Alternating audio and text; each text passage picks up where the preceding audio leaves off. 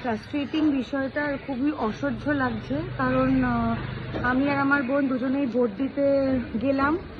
আমাদের golf garden area, Rajendra Prasad colony girls school, boys স্কুলে vote হয়। এর আগেও ভোট দিতে গেছি, ভোট দিয়েছি।